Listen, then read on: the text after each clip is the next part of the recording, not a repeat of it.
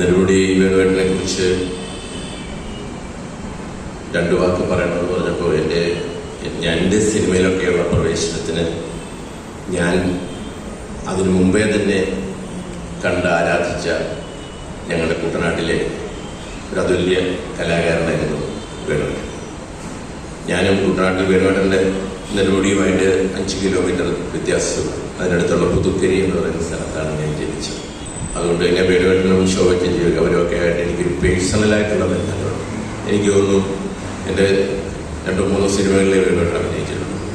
അത് പ്രത്യേകിച്ച് 1-2 സിനിമകളിൽ ഞാൻ വിളിച്ച സമയത്തും അദ്ദേഹം ഭയങ്കര ബിസിയായിട്ട് മോഹൻലാലിൻ്റെ സിനിമകളിൽ നിരന്തരമായിട്ട് ഇങ്ങനെ അഭിനയിക്കുന്ന സമയത്തായിരുന്നു. നമ്മുടെ 1996-97 ഉല്ലാസം പൂങ്കാറ്റ് എന്നൊരു ചിത്രം പൂർത്തി ചെയ്യുമ്പോൾ വരാമെന്ന് ഏറ്റിരുന്നാണ്. സത്യത്തിൽ വേണുവേട്ടൻ ഇല്ലാത്തതുകൊണ്ടാണ് അന്ന് തിലകൻ ചേട്ടനാണ് വേഷം ചെയ്തത്. ആദ്യമായിട്ട് തിലകൻ ചേട്ടൻ്റെ സിനിമയിൽ അഭിനയിക്കുന്ന ആ വേഷം.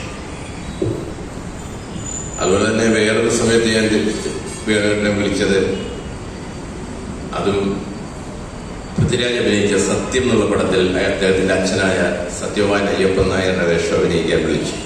അപ്പൊ അന്നും ഒരു ഇഷ്യൂ ഉണ്ടായി. അന്ന് ഈ അമ്മയും ഞാനുമായിട്ട് വലിയോട്ടാണ്. അപ്പൊ അമ്മക്കാരെ അന്ന് അദ്ദേഹത്തിന്റെ ഭാരവാഹിയാണ്. അപ്പൊ എന്ത് ചെയ്യും ബിനിയാന്നൊക്കെ അദ്ദേഹത്തെ ഭയങ്കര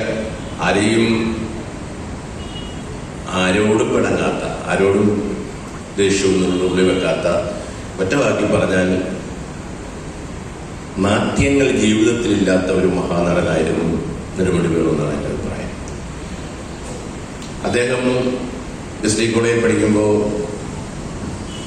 ഫാസിലും ഒക്കെ ആയിട്ട് മിമിക്രി ഗ്രൂപ്പും അല്ല എനിക്കറിയാം. അന്ന് ഞാൻ നാടകമായിട്ടൊക്കെ നടക്കുന്ന, നാടകത്തിൽ അഭിനയിക്കാനും നാടകം എഴുതാനും ഒക്കെ ആയിട്ട് നടക്കുന്ന കാലഘട്ടം. അപ്പോ വേണുവേട്ടൻ്റെ ഒരു സിദ്ധി എന്ന് പറഞ്ഞാൽ, നമ്മളെല്ലാവരും കലാകാരന്മാരാണ്. ചിലരൊക്കെ കലയിൽ പഠിച്ച് പ്രാക്ടീസ് ചെയ്ത് വലിയ നടന്മാരായ പലരെയും നമുക്കറിയാം. അവിടുത്തെ സൂപ്പർ സ്റ്റാർ ആയിട്ടുള്ളവരെ പോലും ഞാൻ പറയാറുണ്ട്, അവരുടെ ആദ്യ ചിത്രങ്ങൾ വെച്ച് നോക്കുമ്പോൾ അവർ ഇപ്പോൾ വന്നിരിക്കുന്നത് അവരുടെ പ്രാക്ടീസും അവരുടെ ഡെഡിക്കേഷനും ഒക്കെ ഉണ്ട്. ജീവിതത്തിൽ മൊത്തം ഒരു താളമുള്ള, ഒരു വാക്ക് പോലും പറയുമ്പോൾ ഒരു ഡയലോഗിനകത്ത് ഒരു താളമുള്ള, അഭിനയത്തിന്റെ എല്ലാ മൂവ്മെന്റുകളിലും ഒരു കാലെടുത്ത് വെക്കുമ്പോൾ ഒരു താളമുള്ള, ഒരു റിഥമുള്ള കലാകാരനായിരുന്നു വേണുവേട്ടൻ. അങ്ങനെയുള്ള കലാകാരന്മാർ വളരെ അതുപോലെ ഉണ്ടായിരുന്നു. ഗോപിയേട്ടനുണ്ടായിരുന്നു പഠിക്കാൻ. ഇവർക്കൊക്കെ എനിക്ക് തോന്നുന്നത് കാവാലം നാരായണപ്പണിക്കർ സാറിന്റെ നാടകത്തിൽ നിന്നാണ് വേണുവേട്ടൻ ഉരുത്തിരിഞ്ഞു വരുന്നത്. വേണുവേട്ടന്റെ തപസ്യയുടെ ഏറ്റവും വലിയ ഒരു ആലയായിട്ട് എനിക്ക് തോന്നിയിരിക്കുന്ന കാവാലം നാരായണപ്പണിക്കർ സാറിന്റെ നാടകം.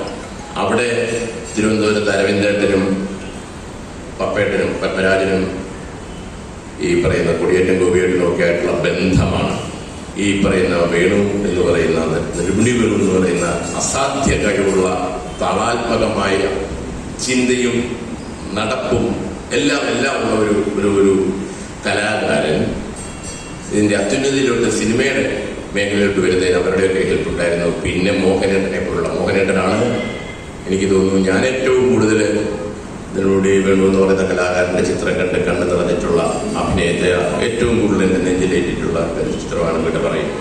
11 ചിത്രമാണ് മോഹനേട്ടൻ ചെയ്തത്. ആലോചിച്ചു.